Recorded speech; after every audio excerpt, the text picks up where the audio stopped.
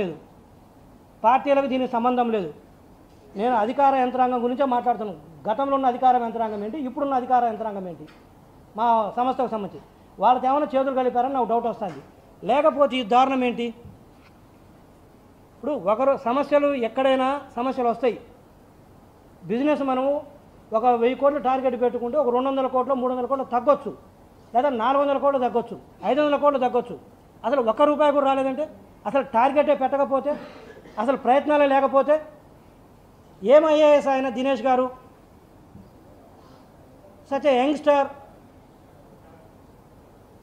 నేను డైరెక్ట్గా పాయింట్ బ్లాంక్లు ఎందుకు చెప్తున్నా అంటే, అధికారులు ఇంత లెథార్జిక్గా మా ముఖ్యమంత్రి గారు పదే పదే పదే పదే నెత్తి నోరు కొట్టుకొని చెప్తున్నాడు. ఆయన మీరు విధుల్లో అలసత్వం వహించొద్దు, మీరు విధుల్లో అలసత్వం వహించొద్దు, ఎప్పటికప్పుడు పనులు చేయండి, ఏదైనా ఉంటే మా దృష్టికి తీసుకురండి అని చెప్తే అసలు మొదలే పెట్టకపోతే ఏం చేయాలి? ఇందులో భాగంగా వారు ఎండీగా ఐఏఎస్ అయితే ఉన్నారు. బట్ వారికి చేదోడు వాదోడుగా ఉంటే అసలు బిజినెస్ను ఒక అడుగు కూడా ముందుకు పోనీయకుండా 3 వ్యక్తులు ఉన్నారు. అంటే మిగతా వాళ్ళు కూడా ఉన్నారు. ఇలా 3 అనే కాదు, ఇలా 3 అయితే స్పాట్లో టెర్మినేట్ చేస్తున్నా. ఈడీ హెచ్ఆర్ గారు మేడం ఇమ్మీడియట్గా ఈరోజు ఈ 3 పేర్లు చదువుతున్నాను. వాళ్ళకి ఇమ్మీడియట్గా టెర్మినేషన్ ఇవ్వండి. అఫ్కోర్స్ సబ్జెక్ట్ 1 మంత్ నోటీస్ ఇవ్వండి.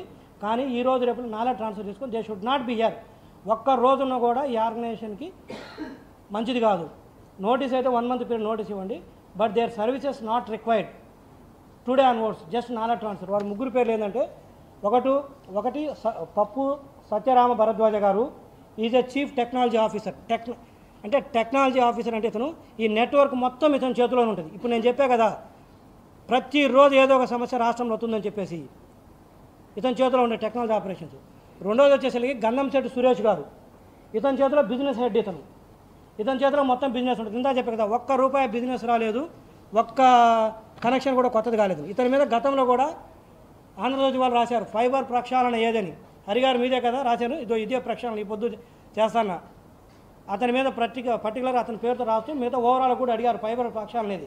వాస్తవం చెప్పాలంటే మాకంటే ముందు, ప్రతిపక్షం కంటే ముందు కూడా హరిగారు ఆ రోజు ఆంధ్రజ్యోతిలో ఫైబర్ ప్రక్షాళన ఏదని చెప్పేసి అడగడం జరిగింది. సో ఈరోజు కొంత ఇంతకుముందు అయింది, ఇప్పుడు కొంత. 3వ వ్యక్తి పేరు మేడం శశాంక్ హైదర్ ఖాన్. ఇతను వచ్చేసరికి ప్రొక్యూర్మెంట్లో ఉంటూ గత మేనేజ్మెంట్లో ఎన్నో అవకతవకలు జరిగితే ప్రొక్యూర్మెంట్లో ఒక్క విషయాన్ని కూడా చైర్మన్గా నాకు ఒక్కరోజు కూడా వచ్చి చెప్పిన పాపాన పోలేదు. విజిలెన్స్ వాళ్ళు చెప్తాను, విజిలెన్స్ వాళ్ళు వస్తే వాళ్ళకు కూడా సహకరించిన పాపాన పోలేదు. ఆ పాయింట్కి వస్తాను. వీళ్ళు 3 మేడం ఇప్పుడు నేను చదివిన పేర్లు. వీళ్ళు 3ని ఇమ్మీడియట్గా ఈ రోజే టెర్మినేట్ చేస్తారు. నాలా ట్రాన్స్ఫర్ చేసుకున్న తర్వాత సబ్జెక్టు ఇవ్వండి. వీళ్ళు 3 ఏదైనా అతిక్రమం చేసినా ఏది చేసినా కూడా తదుపరి చర్యలు చాలా కఠినంగా ఉంటాయి. అందులో మొహమాటం ఏం లేదు. ఎవరు ఛార్జ్ చేపించుకున్నా కూడా. శశాంక్ హైదర్ ఖాన్ ఇతను ప్రొక్యూర్మెంట్ డిపార్ట్మెంట్లో అసిస్టెంట్ మేనేజర్. సో ఇది 3వది ఏంటంటే, మీ అందరూ తెలుసు, నేను డిసెంబర్ 24వ తేదీన ప్రెస్ మీట్ పెట్టి 410 మందిని ఒకే రోజు ఇర్రెగ్యులర్ ఎంప్లాయీస్ అని చెప్పేసి నేను తీసేయడం జరిగింది. గుర్తుంది కదా అందరికీ, మీ అందరికీ, మీడియా వాళ్ళకి. అయితే ఒకసారి చైర్మన్ స్థానంలో ఒక ఆఫీసు డెసిషన్ తీసుకున్న తర్వాత 410 మంది తీసేయమన్న తర్వాత వాళ్ళందరూ ఇర్రెగ్యులర్ ఎంప్లాయీస్. అంటే వాళ్ళకి ఏం నోటీస్ పీరియడ్ కూడా ఇవ్వాల్సిన అవసరం లేదు. ఈ రోజుకి అంటే దాదాపు 2 నెలలు అవుతున్నా కూడా ఈ రోజుకి ఒక్క ఎంప్లాయీని కూడా తీసేసేటట్టుగా అఫీషియల్ ఆర్డర్స్ ఇవ్వలేదు. వాళ్ళందరికీ డిసెంబర్ శాలరీస్ పే చేయడం జరిగింది, జనవరి శాలరీస్ పే చేయడం జరిగింది. ఇప్పుడు మళ్ళీ ఫిబ్రవరి కూడా ఈరోజు ఇంకా 10 రోజులు ఉంటే ఈ నెల కూడా అయిపోతుంది. ఈ నెల కూడా శాలరీస్ పే చేయాలి. ఎందుకంటే నేను ఇన్స్ట్రక్షన్స్ ఇచ్చినా కూడా అఫీషియల్గా అధికారులు ఆర్డర్స్ ఇవ్వకపోతే, అది ఎండీ గారు కావచ్చు లేదా ఈడీ హెచ్ఆర్ కావచ్చు, ఆ రోజున ఈడీ హెచ్ఆర్ ఇవ్వకపోతే అది అఫీషియల్గా వాళ్ళు ఉన్నట్టే లెక్క. సో ఈరోజు జీతాలు పెంచారు. దాదాపు ₹1.5 ఎవడికి పుట్టిన దండగా ఇది? ఈరోజు ఎవరు కట్టాలి డబ్బులు? ఇదంతా ఇర్రెగ్యులర్ ఎంప్లాయీస్. వాళ్ళు రెగ్యులర్ ఎంప్లాయీస్ కూడా కాదు. ఎందుకు ఆఫీస్ ఆర్డర్స్ ఇవ్వరు? 24 డిసెంబర్లో నేను టెర్మినేట్ చేసిన తర్వాత క్లియర్గా ఇన్స్ట్రక్షన్స్ ఇవ్వడం జరిగింది. తర్వాత మొన్న 28 జనవరి తేదీన మినిస్టర్ గారు ఇక్కడికి వచ్చి రివ్యూ చేసి ఆ రోజు మినిస్టర్ గారికి చెప్పడం జరిగింది. తర్వాత 29న బోర్డు మీటింగ్ పెట్టాము. బోర్డు మీటింగ్లో కూడా ఈ అంశాన్ని మేము బోర్డు మీటింగ్లో పెట్టి ఒప్పుకోవడం జరిగింది. వాళ్ళందరినీ టెర్మినేట్ చేస్తుంది. బోర్డు మీటింగ్ అయిపోయి కూడా దాదాపు 20 రోజులు దాటింది. అంటే మేము అంత ఎట్లా కనపడుతున్నాం చెప్పాలంటే, ఒకసారి ఇన్స్ట్రక్షన్స్ ఇస్తే ఇంప్లిమెంట్ అవ్వాలి కదా. అంటే నీకు ఆర్డర్స్ సైన్ చేయడానికి బాధ ఏంటంటున్నాను. మరి ఎవరు సైన్ చేయాలి? ఎవరు చేయాలి సైన్ చెప్పండి?